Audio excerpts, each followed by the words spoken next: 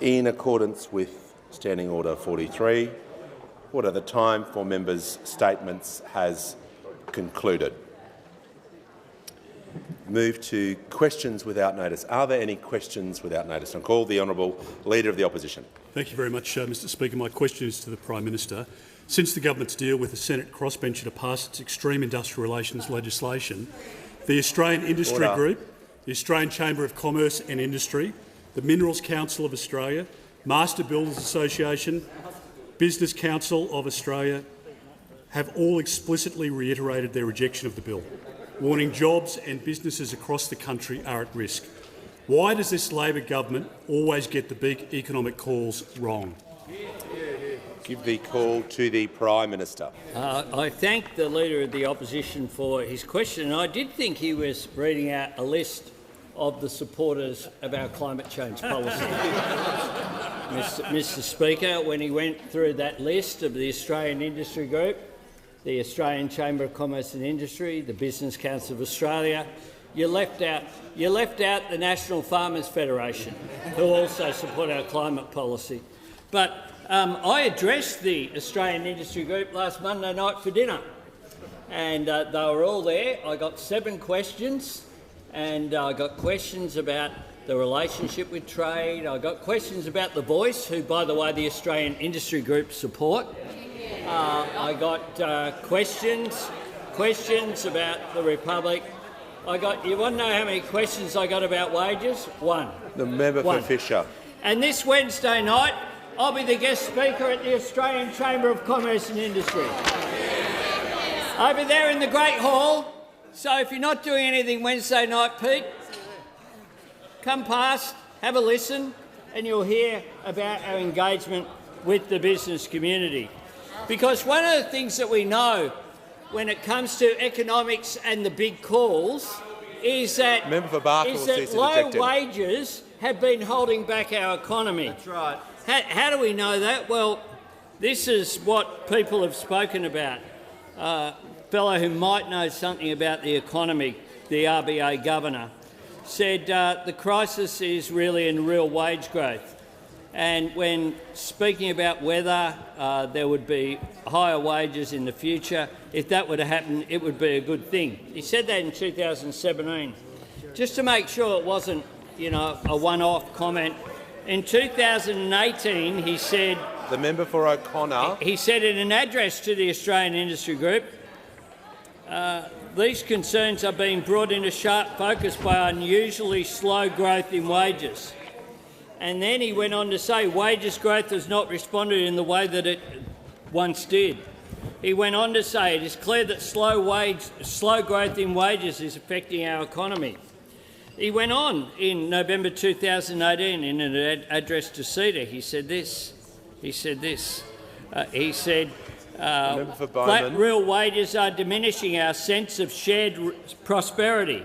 The lack of real wage growth is one of the reasons why some in our community question whether they are benefiting from our economic success. We believe in an economy that works for people, not the other way around. It's a fundamental distinction that we have.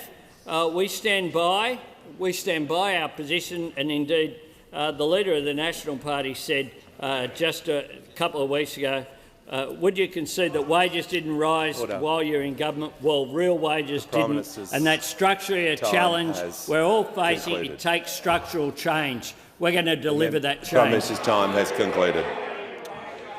Give the call to the member for Bendigo. Thank you, Speaker. My question is to the Prime Minister. After a successful 6 months of delivering for the Australian people, what is the Albanese Labor government progressing in this final week of Parliament? Give the call to the Prime Minister. I thank the member for Bendigo for her question. I congratulate her on a good weekend that the member for Bendigo had. In our first 6 months, we've moved Australia forward after a decade of delay and denial and inaction under the previous government. Already we're delivering on what the Australian people voted for. We've made childcare cheaper, we'll make medicines cheaper, we've increased the minimum wage, and secured a pay rise for aged care workers.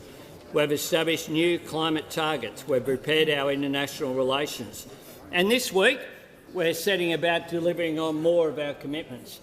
Just this morning, we were able to pass through the parliament, having accepted the amendments of the Senate, the Respect at Work legislation.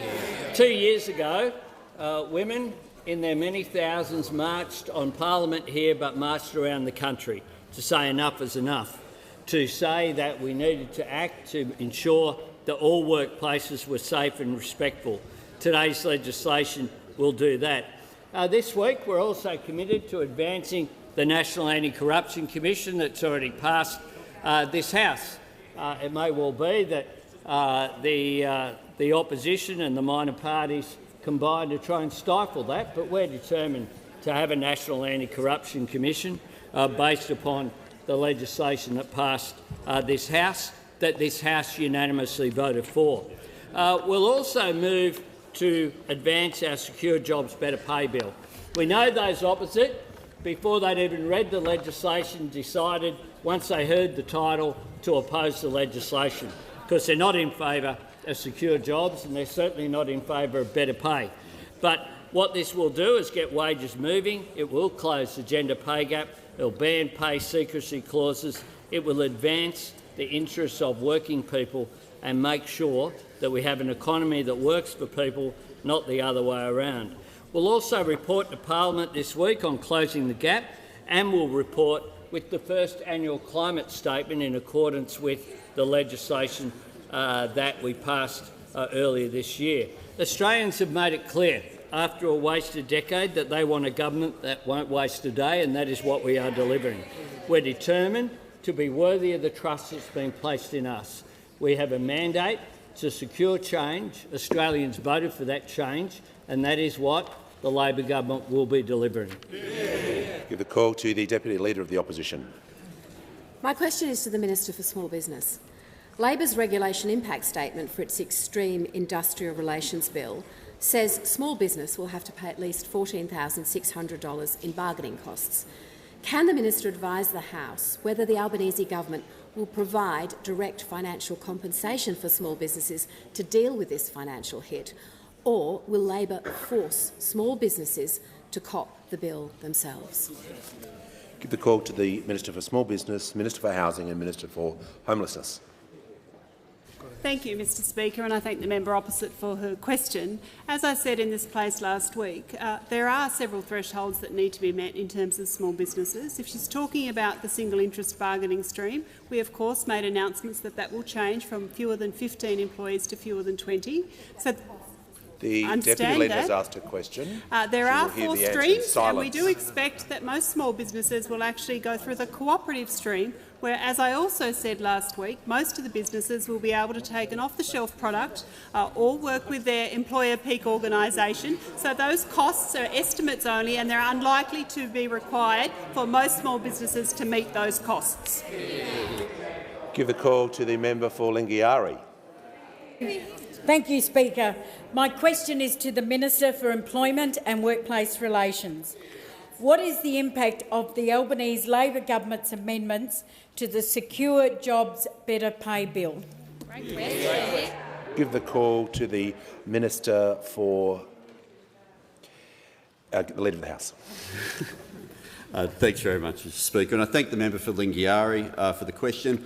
Somebody who knows that whether workers are in the cities, in the regions or in remote areas, it's about time they had a pay rise, and I thank the member for the question. It's clear from the negotiations that have been going on for some time and that continued over the course of the weekend that this week the Secure Jobs Better Pay bill will become law. In doing that, I want to take the House through some of the amendments that have been agreed to by the government in the negotiations both with the Greens and with Senator David Pocock. While consultation continues with all crossbenchers, I want to go through what's now been agreed and what secures passage of the bill. I want to thank the member for Melbourne and Senator Barbara Pocock for the negotiations that have been taking place, which will lead to amendments that make sure, with respect to some further amendments to the Better Off Overall test, that it will still be becoming simpler and fairer, but specific amendments to make sure that there is a guarantee that no worker can be worse off. And I also want to acknowledge the amendments, that's something that Senator Barbara Pocock has pushed for a very long time, to improve flexibility at workplaces, including arbitration on unpaid parental leave. The amendments that Senator David Pocock has pursued to the bill go to a few areas, but many of them focus on the impact on small business.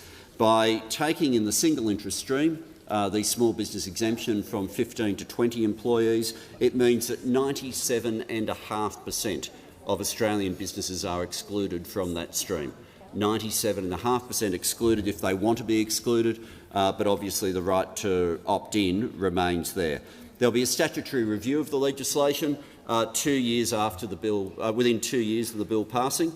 I note that that by 2 years we'll know whether or not Senator Cash was right and whether Australia had in fact been completely shut down. But we're bravely waiting 2 years to be able to have the statutory review. There'll be an increase in the period in which the Fair Work Commission there'll be an increase from 6 months to 9 months from the expiry date, where there's a history of effective bargaining before an employer can be brought into a multi-employer bargaining. In the single interest stream, the Fair Work Commission will have to be satisfied that the various employers within there are reasonably comparable. Similarly, there will be an easier way for employers, if they don't want to be part of a multi-employer bargain, if they have fewer than 50 employees, for that case to have to be made by others to the Fair Work Commission rather than the onus being on them.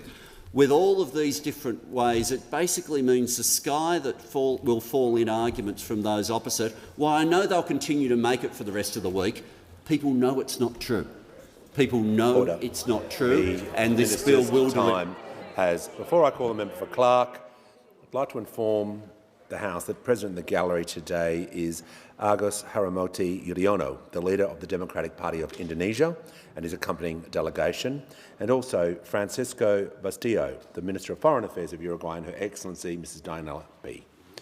Welcome to you all. And I give the call to the member for Clark. Speaker, my question is to the Prime Minister. Prime Minister, last week I revealed evidence of Australian coal exporters using fake quality tests. This prompted other industry insiders to contact me and corroborate the claims, and the Financial Review reported that the former government was aware of the fraud and buried the allegations. Prime Minister, will the government establish a parliamentary inquiry to investigate this misconduct? And please don't say it's a matter for ASIC, because clearly they're part of the problem. Give the call to the Prime Minister. Thanks very much, Mr Speaker, and I thank the member for Clark for his question, and I also acknowledge his long record of working with whistleblowers and working to ensure greater transparency in the way that politics and business and indeed our economy is conducted in this nation. We certainly take seriously any allegations like this, and indeed they were very serious allegations that was put forward, and because it goes to not just the issue of honesty in an abstract sense, this goes to our reliability as a trade partner, a reliable and trusted exporter of energy, which Australia has the reputation of being, as well as other goods. And it is critical that Australia's reputation as being reliable and trusted be maintained in the future, because it is so important for our relations with our major trading partners, including Japan and South Korea, but other nations as well. But it's also important for our economy, because the Australian economy receives substantial benefit when we export our resources, and that is one of the facts that goes into paying for our schools and our hospitals and our other services. We expect all Australian companies to act with integrity and transparency and uphold the highest standards of corporate disclosure. The government is investigating how to utilise our existing powers to identify any evidence of a systemic practice of altering coal certificates, and I will certainly commit to ensuring that the member for Clark is directly consulted as part of that process. I'm pleased also to advise the member for Clark that the Department of Industry, Science and Resources is engaging with the relevant regulators and accreditation bodies to assess the matter. If there's sufficient evidence, relevant authorities should and will investigate. Integrity is the cornerstone of my government. That's why we've introduced a powerful anti-corruption commission, but measures like this should be examined. I didn't see the financial review report. Prime Minister, that you will pause, and I'll hear from the member for Clark. Thank you, Speaker. On relevance, and in particular whether a parliamentary inquiry will be established into this matter. The Prime Minister is answering the question. I'll give him the call. Thanks very much, the member for Clark. As I said, what we're doing is the department is currently engaging with the regulators and accreditation bodies, making an assessment of it. I guarantee to come back to the member for Clark about that, and I've said already that he will be engaged as part of that process, and then we will make a decision as to whether that would be appropriate. Call to the member for Reid. Yeah. My question is to the Minister representing the Minister for Women. How will the Albanese Labor government's workplace relation reforms support women and drive gender equality? Call to the Minister representing the Minister for Women. I thank the member for Reid for her question. She is one of the 57 women in the Labor caucus and has a powerful backstory that makes me proud, her proud, her family proud, and should make us all proud. This is an important issue with crucial social and economic implications. The Albanese Labor government is deeply committed to advancing gender equality. I am proud to be part of a team where 52% of Labor members and senators are women and 10 members of Cabinet are women, the most ever. And our reforms through the Secure Jobs Better Pay Bill will take long overdue steps to address the gender pay gap, get wages moving and support secure work for women as well as safety in the workplace. In 2022, none of these things should be beyond us as a nation. Mr. Speaker, this bill puts women at the heart of the Fair Work system by setting clear expectations that the Fair Work Commission must consider gender equality when performing all of its functions, and setting the minimum wage when considering changes to awards and other matters.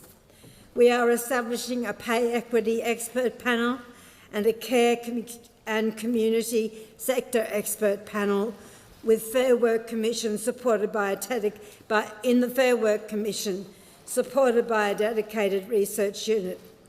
The bill will support improved wages and conditions for early childhood education workers, cleaners, community service workers and others in the highly feminised sector.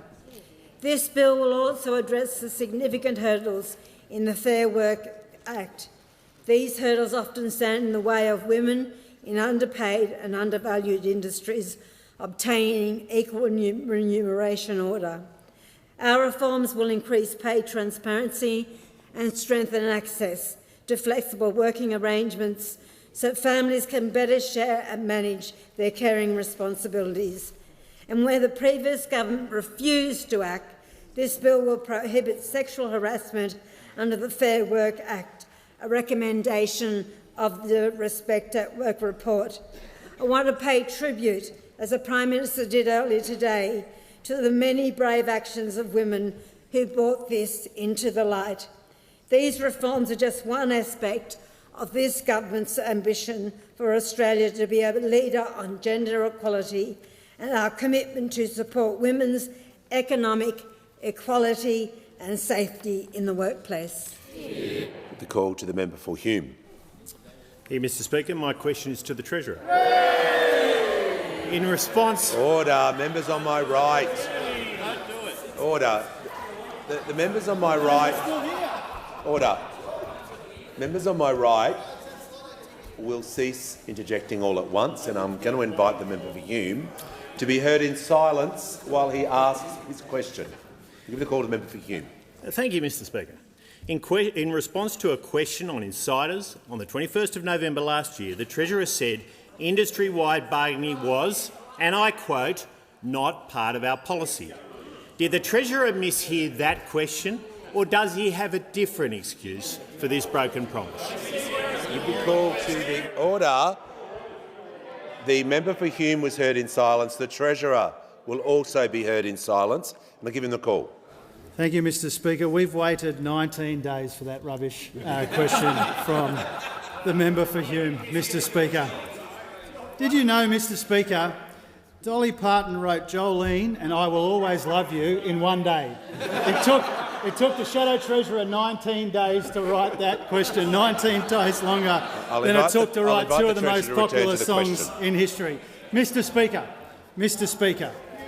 member for Page. Order. Members on my left. The Treasurer will return to the question. Mr Speaker, the question that the Shadow Treasurer asks me, which Dennis Shanahan wrote 2 or 3 weeks ago, is based on a completely wrong premise. That's right. Completely wrong premise. And it comes as a surprise to nobody on this side of the House that the Shadow Treasurer has again got it hopelessly wrong. And let me explain it to the Shadow Treasurer. It was not our policy then, and it is not our policy now, to have industry-wide bargaining. There are important differences between the question I was asked last year and our policy now, as outlined by the Industrial Relations Minister and the Prime Minister and others. And after industrial relations being such a central part of the political debate in this country for some time, the Shadow Treasurer really ought to know the difference between the two concepts. So I say once again for the Shadow Treasurer, it is not our policy now to have industry-wide bargaining. It was not our policy to have industry-wide bargaining when David Spears asked me in 2021. I'll tell you what it is our policy, Mr Speaker. It is our policy to get wages moving again in this country.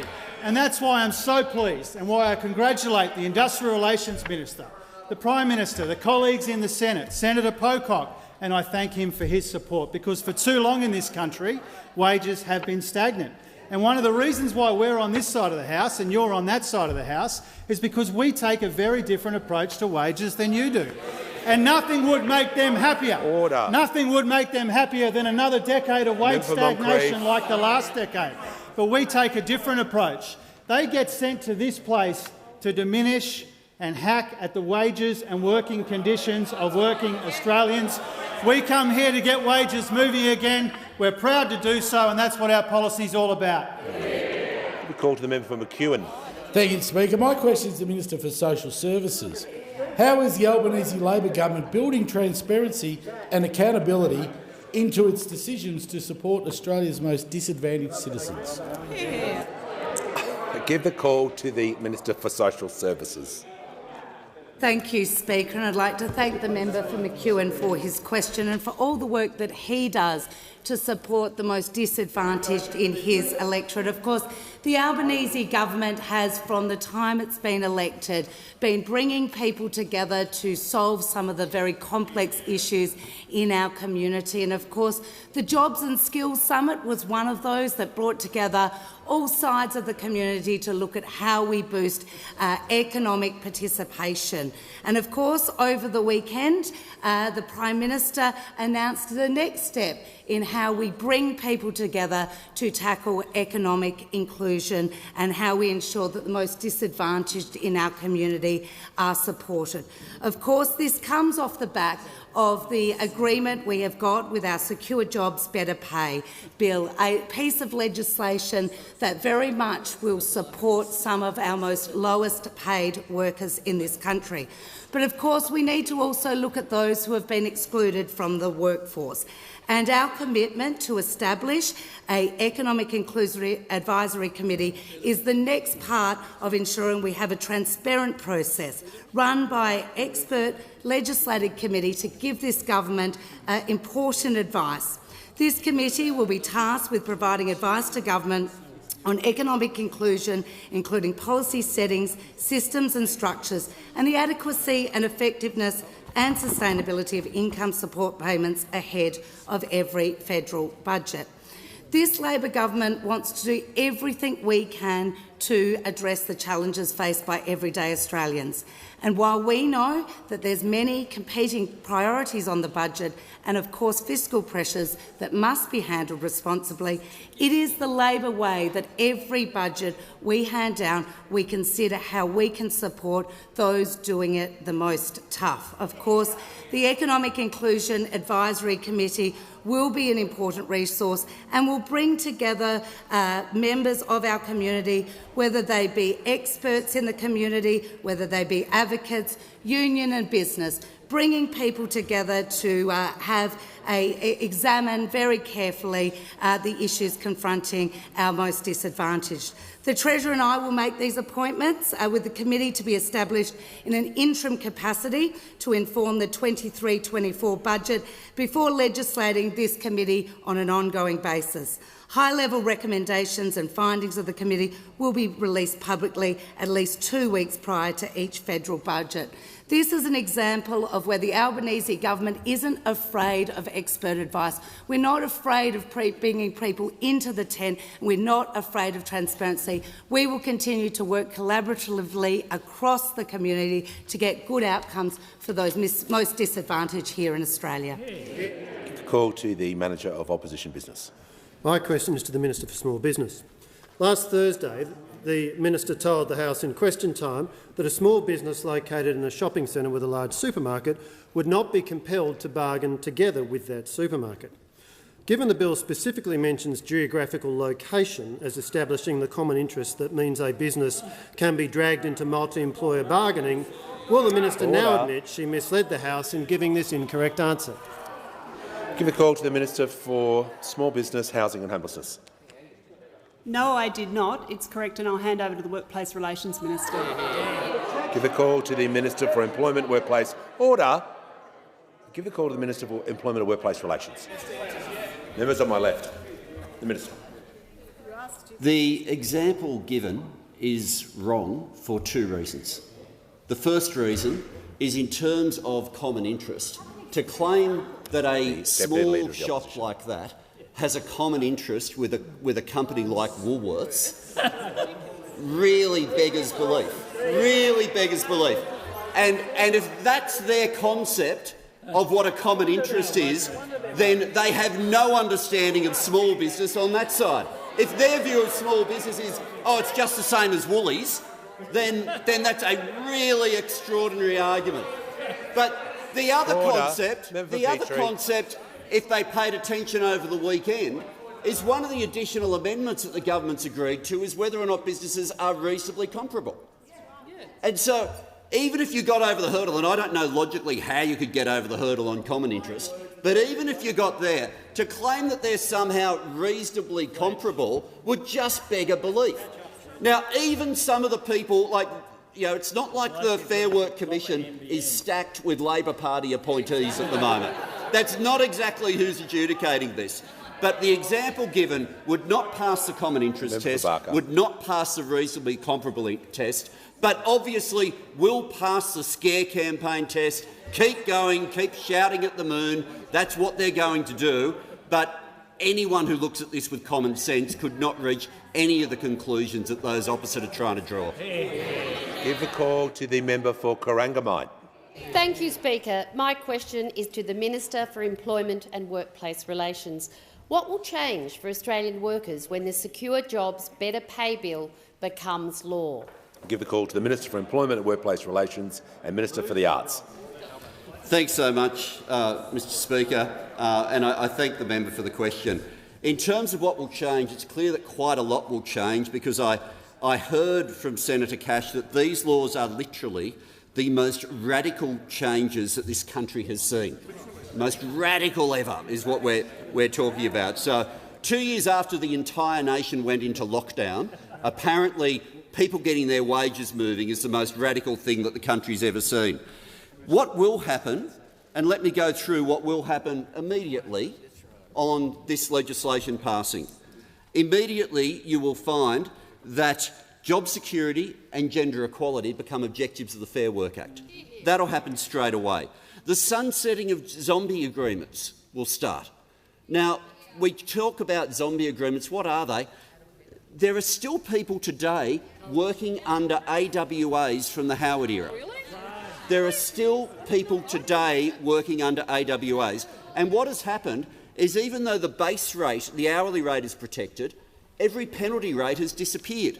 So there are people now under agreements that would never pass any form of no disadvantage or better off overall test, and they are working on sub-award conditions now. This bill, that those opposite us say everything in the bill is terrible, will make sure that people catch up with what's meant to be the legal rate of pay in Australia again. There'll be a ban on job ads where a job ad advertises less than the legal minimum rate. Now, apparently those opposite think everything in the bill's terrible and it's okay to advertise for less than the legal minimum rate. But in the Senate, already in the House and in the Senate, they'll be voting to keep that rort open. At the moment, if you have a pay equity case, you need to run the case on the basis that you can find a male comparator. So early childhood educators, to try to argue that their work should be more valued, had to argue that their work was similar to being engineers. It was an impossible hurdle, and they failed, and that's part of the reason that we continue to be unable to close the gender pay gap on these various awards. This will allow the gender pay gap to be closed when you no longer have to argue for a male comparator. We'll be prohibiting pay secrecy clauses.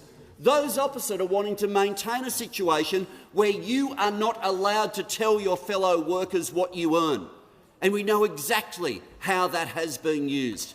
Secure jobs, better pay should be possible in Australia. We'll be voting for it. There'll be a majority in the Senate voting for it, and those opposite should own up that they just want to keep wages low. Give the call to the Leader of the Nationals. Thank you, Mr Speaker. My question is the Minister representing the Minister for Agriculture.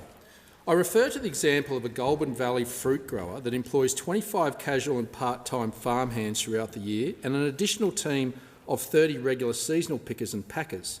Under Labor's industrial relations changes, if a representative for fruit pickers from that farm and the neighbour's farm successfully applies to the Fair Work Commission to bargain a single interest employer agreement, could all similar fruit growers be forced into multiple employer bargaining? The call to the Minister representing the Minister for Agriculture, Fisheries and Forestry. Thanks very much to the Shadow Minister for his question, and I too, given it is an industrial relations question, will refer to the relevant minister. But I do want to start this. Order. Is the proposition that you are putting to this parliament is that regional Australians don't deserve a pay rise? Is that the proposition that you are putting to the parliament? Order. Is the proposition right. that you are putting to the parliament that people who work on farm communities should be paid The Leader lower? of the Nationals has That asked is this basically the proposition you are putting.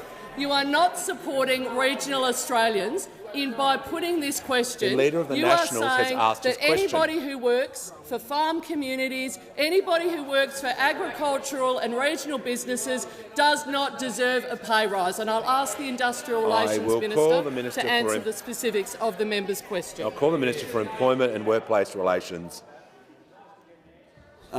Two things, Mr Speaker, and I thank the Minister for joining me to be able to answer the question.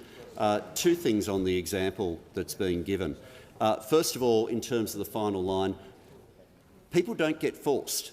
Either the employer opts in or the workforce vote to be part of an agreement. That's what happens. People don't get compelled in the way that he's just described. The workforce, those opposite think the only person at the bargaining table is the employer. That's essentially what's at the heart of this. And that's why they can say forced, because they fail to acknowledge the right of the workforce to be able to have a vote as to whether or not they want to be part of something. But of all the industries to come to this House and say, here's an industry where it's outrageous to get pay rises, he chose horticulture. Minister will pause. The I'll call the Leader of the Nationals on a point of order. Members on my right. Speaker. It is relevance, Mr Speaker. The question is very specific and the minister is going off in terms of the representative for fruit pickers, which means he is venturing away from the actual act and what a representative involved in those negotiations. You may resume your seat. The question was about employment bargaining. The minister is. The Leader of the Nationals has asked his question. He may not like the answer, but the minister is being relevant regarding employment bargaining, and I'll give him the call. So I don't blame the farmers for this. I don't blame the horticulturalists themselves, because principally they've been paying rates to labour hire firms that they had a right to believe people were being properly paid. But what has been happening has been the worst examples of people being underpaid that we've seen in Australia have been in that exact industry. And the Leader of the Nationals can scoff at it and say it doesn't matter. When people are being paid $4 an hour, it matters. When people are being paid as little as that, it needs to be fixed. When people are being paid the Leader of the Nationals absolutely appalling rates of pay so that they end up fishing out of bins to get food at the back of supermarkets, yes, absolutely we make sure that we will act on those areas. And those opposite, why don't you make one question, the Leader of the one Nationals question at some point, those opposite, that encourages pay rises? Just one. There's been plenty of questions on industrial relations, but not one that has encouraged rates of pay in this country to go up. When the House comes to the member for Cooper will cease interjecting, so I can hear the member for Caldwell. Thank you, Mr Speaker. My question is to the Treasurer. What was discussed at the Albanese Labor government's first investor roundtable? Give the call to the Treasurer. Thanks very much, Mr Speaker, and thanks to the member for Caldwell for her question as well. On Friday, the first meeting of the Albanese government's investor roundtable was held in Sydney, and I was pleased to co-host it along with my friend, the Minister for Housing, because what it did was it brought together leading investors, major banks, global asset managers and super funds to promote stronger investment in priority areas, and Friday's focus was affordable housing, and more particularly the housing accord that we announced on budget night, which is all about bringing together investors, state governments, local governments like that led so ably by my friend Matt Burnett, the Mayor of Gladstone up there in the gallery, and also the building industry and others. And those in the room on Friday represented trillions of dollars of funds under management, all there to see how we can work together to address one of our nation's biggest challenges. And I want to thank everyone who was there in the room, the CEOs of the major banks, the heads of Australia's leading retail and industry super funds, major institutional investors and the Future Fund, leaders in the property sector and community housing, and the ACT Chief Minister Andrew Barr, who was representing the state and territory treasurers. So we worked through some of the barriers to large-scale investment in affordable housing, and we talked about financing solutions to encourage greater investment. Now, Mr Speaker, at a time when we've got low vacancy rates and high rents, we need to do what we can to bring people together around the table to solve some of our big economic challenges. And I'm really pleased that there have already been concrete outcomes out of the first roundtable. Just yesterday, the National Australia Bank announced that they've set a new target to lend an additional $6 billion over the next 6 years to build more affordable homes across the country. That will be loaned to social and community housing providers, disability accommodation projects, build-to-rent projects and through some of the government's housing programs as well.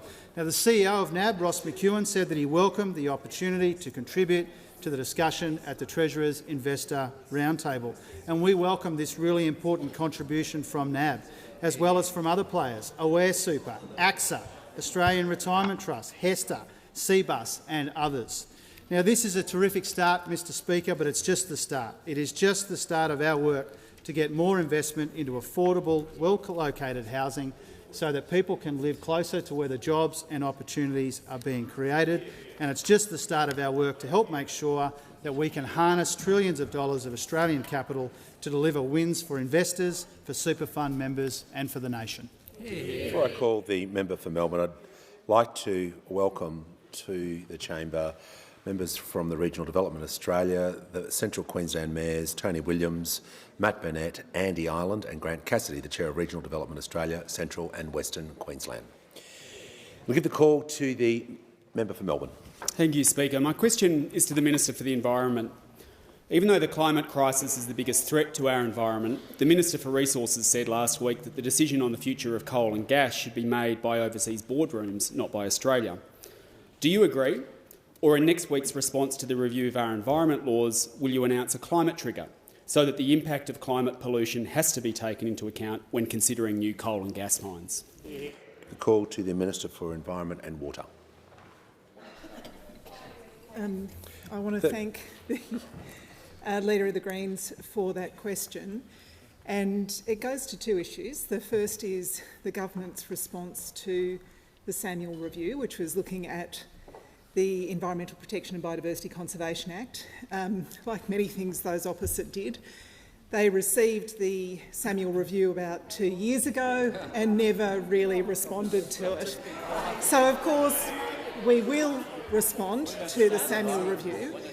The SANUL review found two things. The first is that environmental laws have presided over a worsening of our environment. We saw that with the State of the Environment report that those opposite also kept secret, and it found that approvals processes were slow and cumbersome. So we want to do two things. We want to give better environmental protections and faster, clearer decision-making, and our response will go to that. On the issue of coal and gas projects, what we have consistently said on this side is that they will be assessed on a case-by-case basis, and they'll have to meet our environmental laws, they'll have to stack up environmentally and economically. That position hasn't changed. The Deputy Leader of the Opposition will cease interjecting and give the call to the member for Tangney. Thank you, Mr. Speaker. My question is to the Attorney General. Why it is important that a National Anti-Corruption Commission has strong powers? Thank you. Give the call to the Attorney General. Thank you very much, Mr. Speaker, and I thank the member for Tangney for his question. This week is set to be a historic week for this parliament. Australians are expecting this parliament to deliver the National Anti-Corruption Commission that they endorsed at the election. The passage of the two National Anti-Corruption Commission bills that are currently before the Senate will show that this parliament has listened and acted. The government's model for a National Anti-Corruption Commission contained in these bills is a strong watchdog with teeth. This body will have the powers of a standing royal commission. It will be able to commence investigations in its own right and accept anonymous tip-offs. It will have the ability to hold public hearings in exceptional circumstances and where it is in the public interest to do so. Importantly, the National Anti-Corruption Commission will have the necessary powers to root out corruption when it occurs. Just by doing its job, it will have a strong deterrent effect on those who may engage in corrupt activity. This is in stark contrast to the model that was promised but never delivered by the Liberal and National parties. Their proposed body did not allow for public hearings at all. It could not receive anonymous tip-offs or initiate its own inquiries, and it could only investigate matters that reached a criminal threshold. In short, it was a model that was designed not to tackle corruption at all. The Liberal and National Party's model was described by integrity experts as, and I quote, the weakest watchdog in the country that would hide corruption and not expose it. But the Australian people didn't buy it, Mr. Speaker. They knew that those opposite would never will resume his seat. I'll give the call to the Manager of Opposition Business. Well, Mr. Speaker, on relevance, you have previously directed a minister to be relevant to the question, where the minister has strayed and begun talking about the record of the former government, and that's exactly what's happening here. On the point of order, I'll hear from the Leader of the House.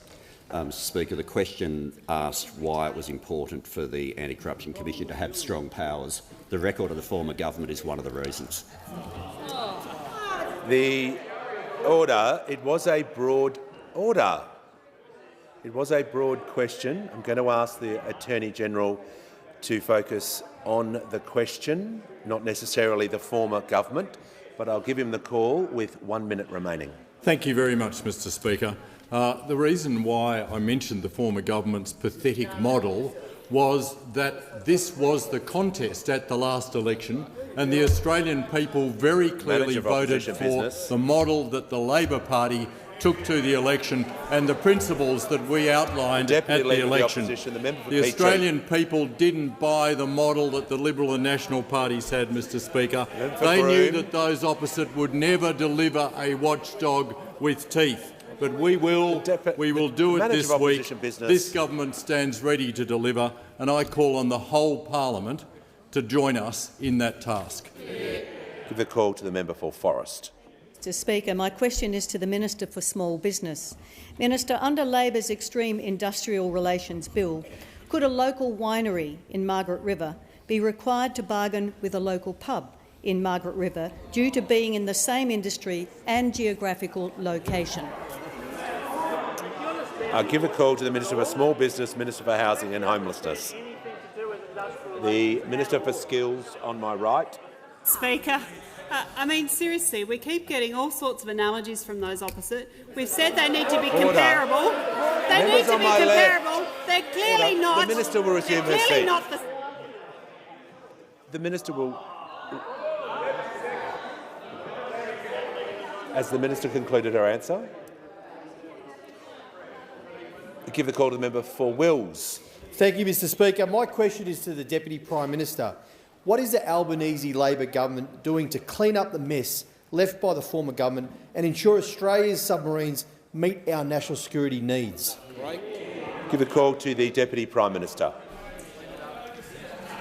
Well, can I thank the member for his question and acknowledge the service that he has provided to Australia's national security. Mr Speaker, the Albanese government's one of our greatest challenges is securing Australia's future submarine capability.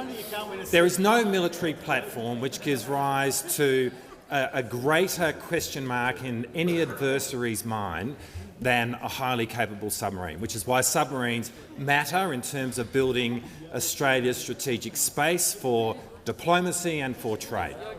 And there is no worse example of the lost decade that Australia has had under the former coalition government than the sheer negligence that they showed in the handling of future submarines. And the rot started very early. Former Defence Minister Johnson declared that he had no confidence that Australia could build a submarine. Indeed, he famously declared that he wouldn't trust Australian defence industry to build a canoe. Prime Minister Tony Abbott, Defence Minister Andrews sought to have our future submarines built by Japan as a bargaining chip to close the free trade agreement with Japan. Talk about the tail wagging the dog. And then in early 2015, the country was treated to the spectacle of Australia's future submarines being tossed around the former government's party room during the empty chair challenge on Tony Abbott. There is no moment where those opposite have shown greater contempt for Australia's defence or the Australian people than this. And then in 2016 we saw those opposite prematurely down-select the bidders for the future submarine to one without competing the design of the submarine, a decision which involved billions of dollars so that they could have a slightly more convincing press conference on the eve of the 2016 election. And what is consistent with all of this is that the Liberals love the politics of defence but have zero interest in defence policy. Well, under the Albanese government, things are very different because we're not concerned about politics, we're only interested and focused on the national interest. There is a power of work underway right now with our partners in the United Kingdom and the United States about what will be the optimal pathway for Australia's future nuclear-powered submarine, and we're on track to be able to make that announcement in the first part of next year. And building a nuclear submarine in this country will be one of Australia's great national endeavours. It will transform our strategic posture, it will build our sovereignty and it will empower Australia as a nation. Give the call to the honourable member for Mayo. Thank you, Mr Speaker. My question is to the Prime Minister. Sales of Australian-made Prosecco now exceed $200 million annually, the result of the sector investing millions of dollars in the wine variety. The European Union is now pushing for Prosecco to be added to the list of food and drinks covered by geographical indication protection under the existing wine agreement. What is the government doing to protect Prosecco growers, including in my electorate of Mayo? The call to the Prime Minister. Thank you. Thank you, Mr Speaker, and I thank the member for Mayo for her question and for her and mine and many others' interest in Prosecco, which is indeed a fantastic product, much of which is grown, of course, in South Australia. We are currently negotiating with the European Union about a free trade agreement. And as part of that, I met with the new Italian Prime Minister when we were together at the G20 meeting. The first meeting that has taken place between an Australian Prime Minister and an Italian Prime Minister for some period of time.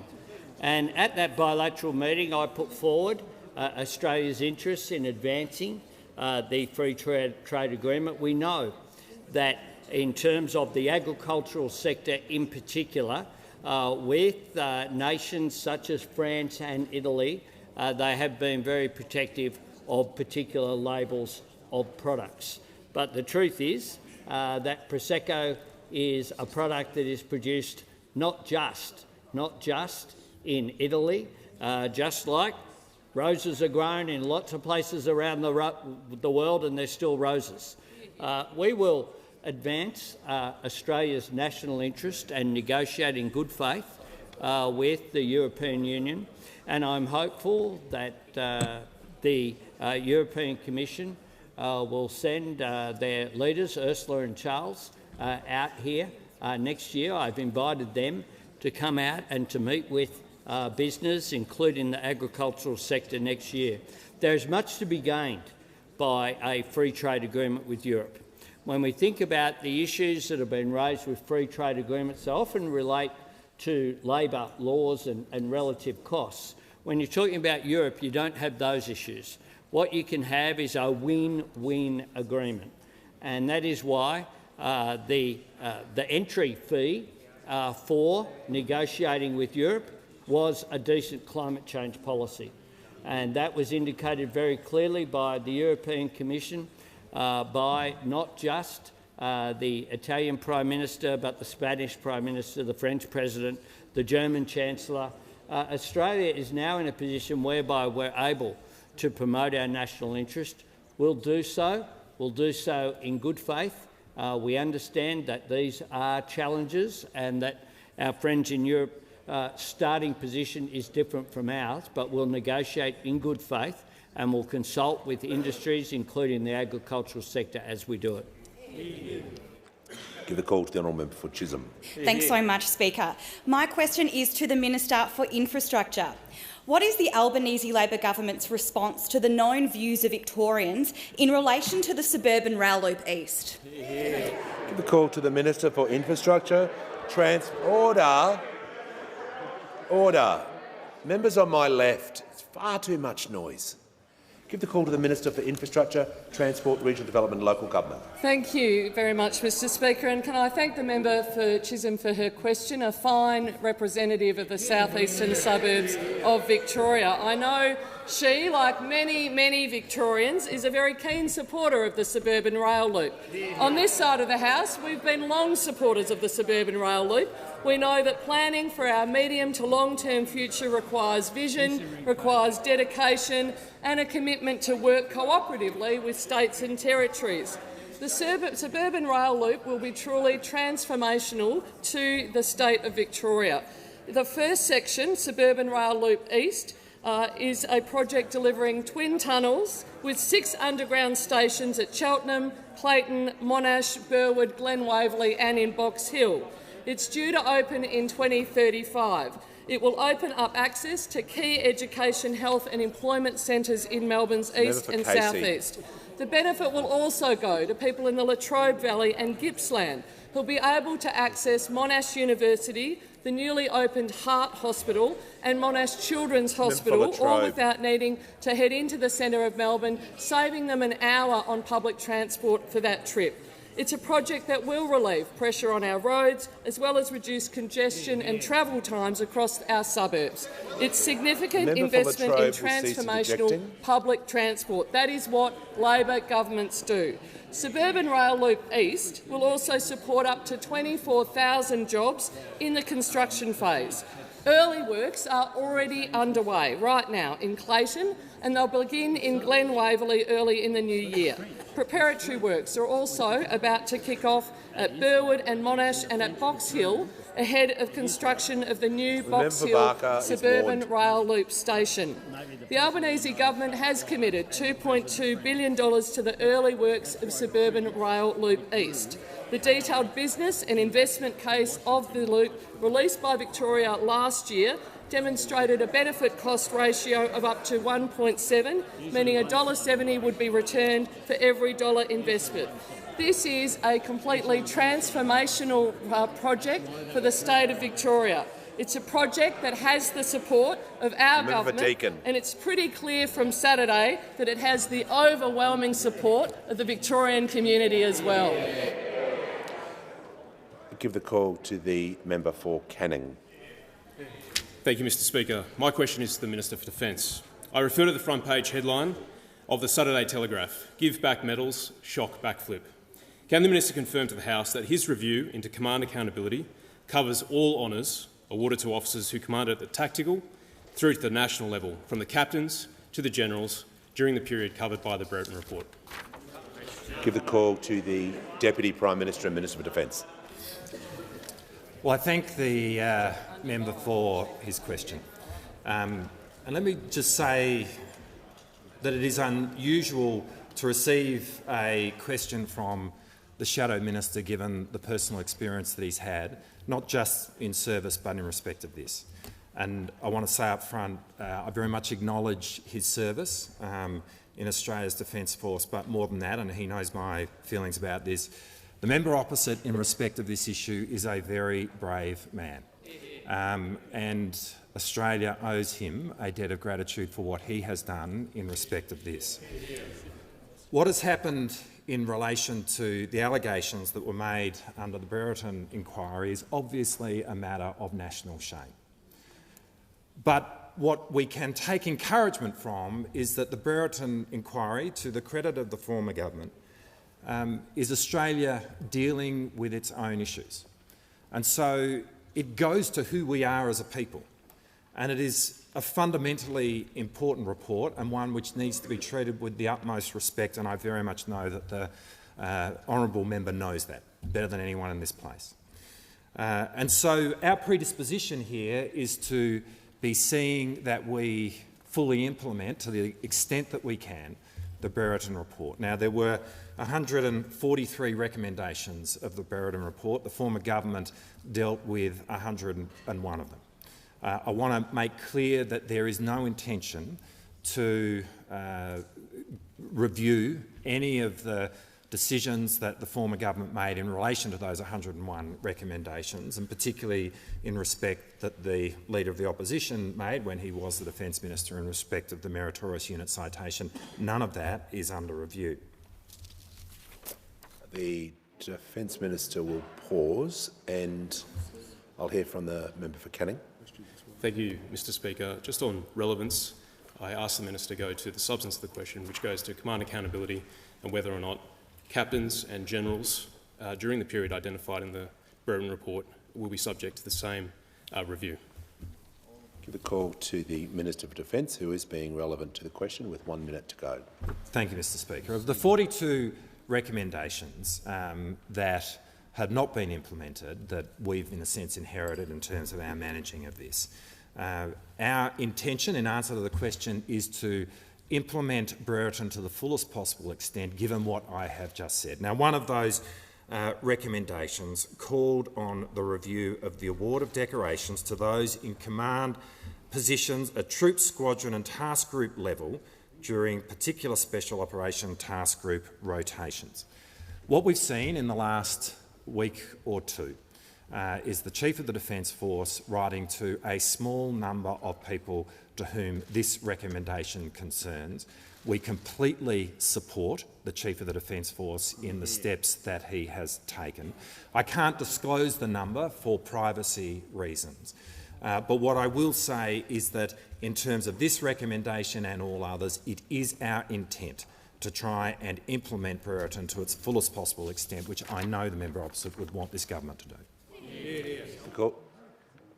I'll give the call to the member for Swan. Thank you, Mr Speaker. My question is to the Minister for Skills and Training.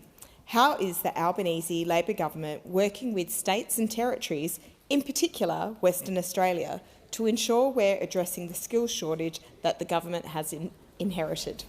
I give the call to the Minister for Skills and Training.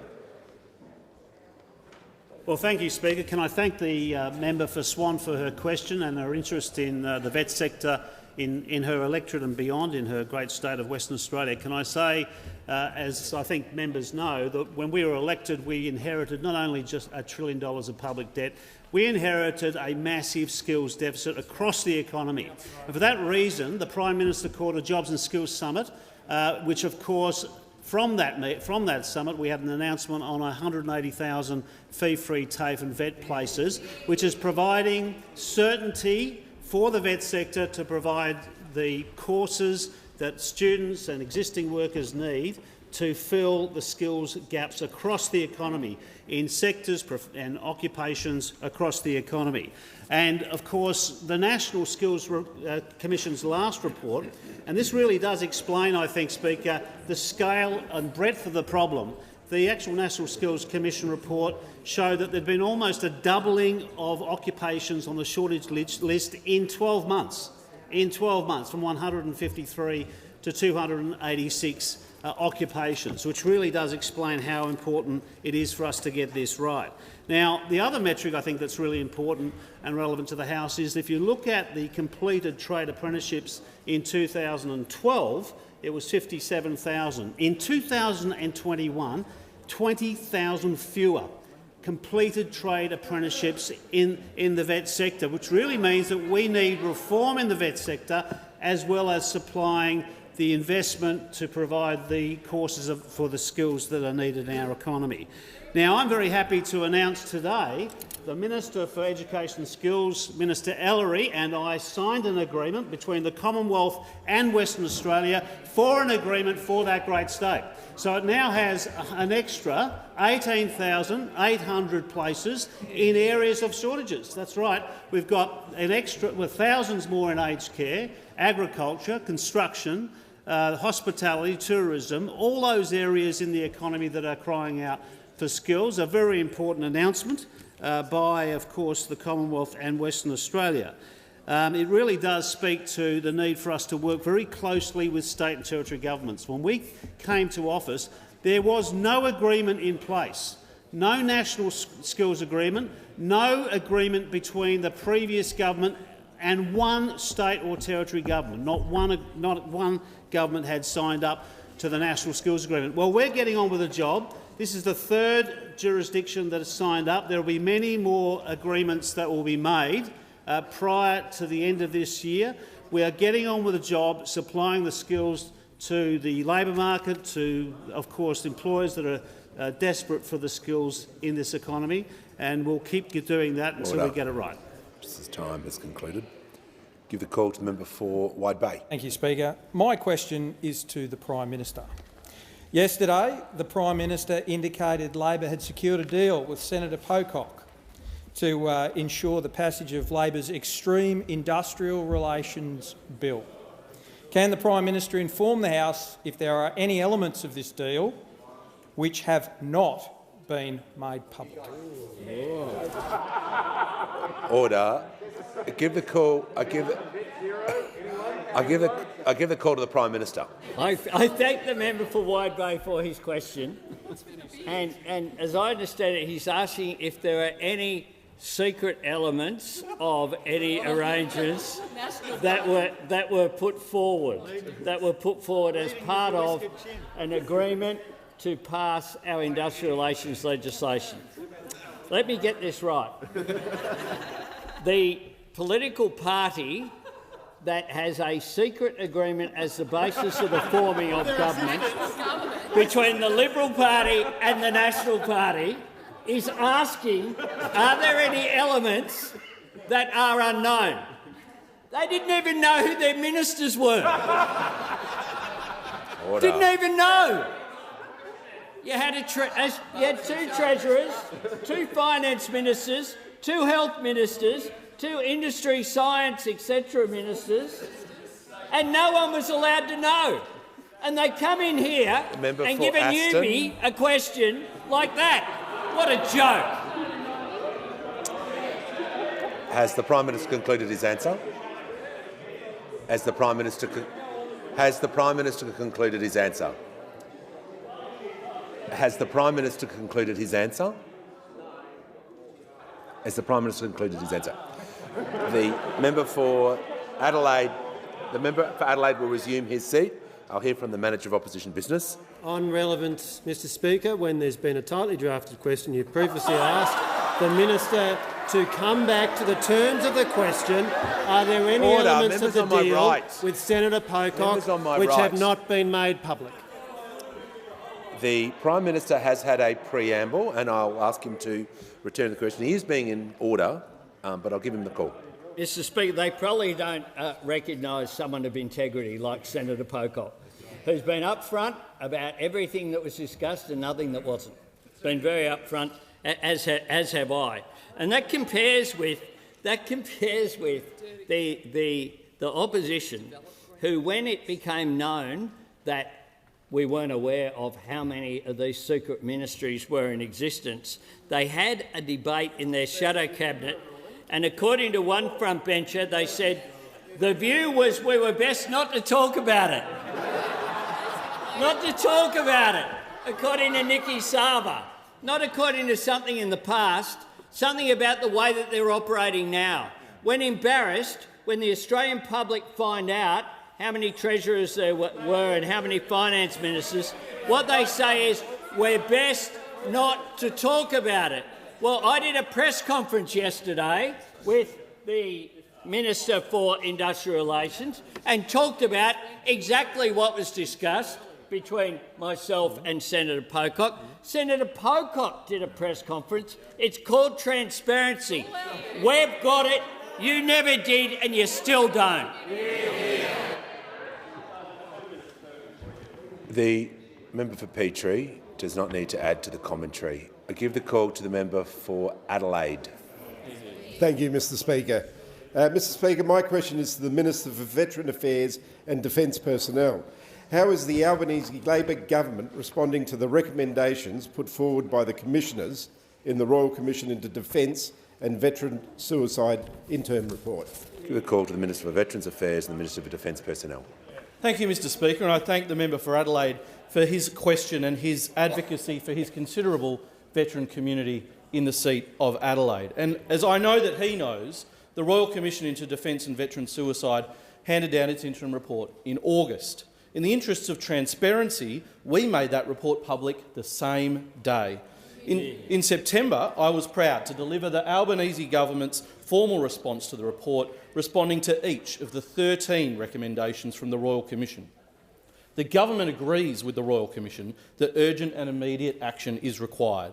One of the key recommendations of the Royal Commission was to remove the average staffing level cap at the Department of Veterans Affairs. As a Labor government, we know the importance of secure work. That staffing cap has already been removed. Many of the recommendations go to eliminating the claims backlog at DVA. At the election, Labor committed to employing 500 additional staff for DVA, and I'm proud that more than 200 of those staff have now been employed. The first Albanese Labor government budget also responded to these recommendations. In implementing the government's response to the Royal Commission, not only was $233.9 million put forward for engaging these additional staff, $87 million was allocated to modernise IT systems in DVA to improve claims processing. $24.3 million is allocated to provide increased support to veterans who are having their claims processed and improving modelling capabilities to manage the demand on DVA services. We've also committed $15.5 million to support DVA's continued engagement with the Royal Commission. The Albanese government also committed $9.5 million into developing a pathway for the simplification and harmonisation of veteran compensation and rehabilitation legislation. Work is currently underway on developing that pathway, which we will outline in the new year. The Royal Commission interim report also goes to improving the release of information about deceased family members by Defence and DVA to their loved ones. The Department of Defence and DVA are working with an independent consultant to work with ADF members, veterans, families and representative cohorts to co-design a trauma-informed implementation of these recommendations. Work on these recommendations is on track for completion by March 2023. After years of reports, too many deaths, too many lives changed for the worse and endless discussion, we're actually getting on with the job. Our government is committed to the task of saving lives and ensuring a better future for our defence and veteran communities. Give the call to the member for Fairfax.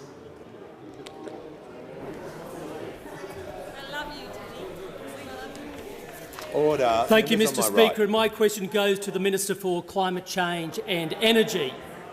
Prior to the election, the minister said he would not sign Australia up to a global pledge without knowing how it would be implemented.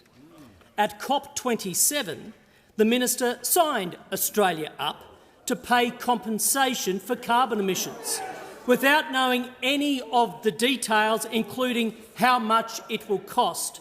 Minister, how can Australians trust anything you say? Give the call to the Minister for Climate Change and Energy. The member for Bruce.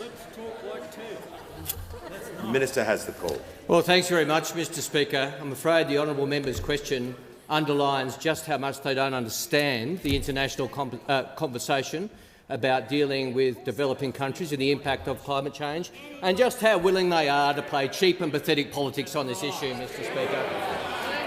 At the COP27 last week, Mr. Speaker, every country in the world, every COP party came together for this agreement. According to the Leader of the Opposition, he would have stood away with his arms folded and said, "We're not in, we're not having this conversation."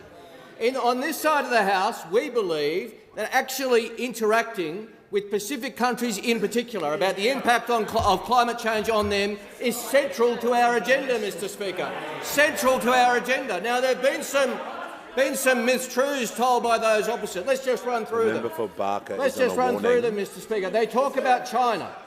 Let's just call it for what it is. They talk about China. In fact, the agreement, reflected in the cover text of the COP meeting, says that this arrangement will be for the particularly vulnerable countries.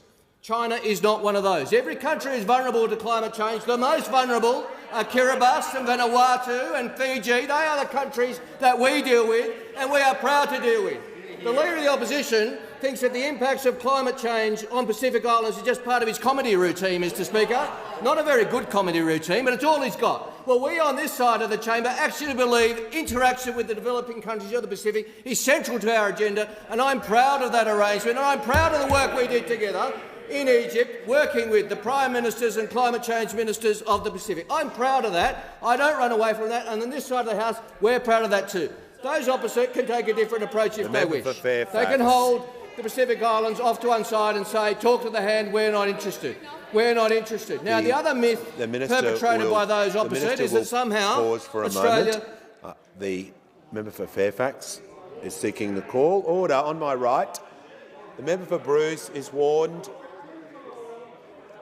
I'll hear from the member for Fairfax and I'll ask him to state the point of order briefly.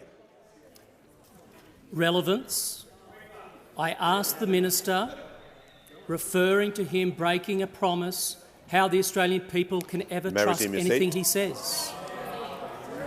You may resume your seat. It is not an opportunity to restate the question. The minister is the member for O'Connor is warned. I'll give the call to the Minister for Climate Change and Energy. Thanks, Mr Speaker. The other myth perpetrated by those opposite is somehow Australia agreed to a funding arrangement, when in fact what we agreed to, and every country in the world agreed to, is for further work over the next 12 months on the establishment of a fund, Mr Speaker. And I'll tell you who would have been happiest if Australia had not participated in that. I'll tell you what country, to be frank, would have been happiest. That country is China, Mr Speaker, because that would have sent the message to the Pacific in a geopolitically contested region that Australia is not interested in the Pacific. That just underlines why this man is not fit for the office he seeks to hold.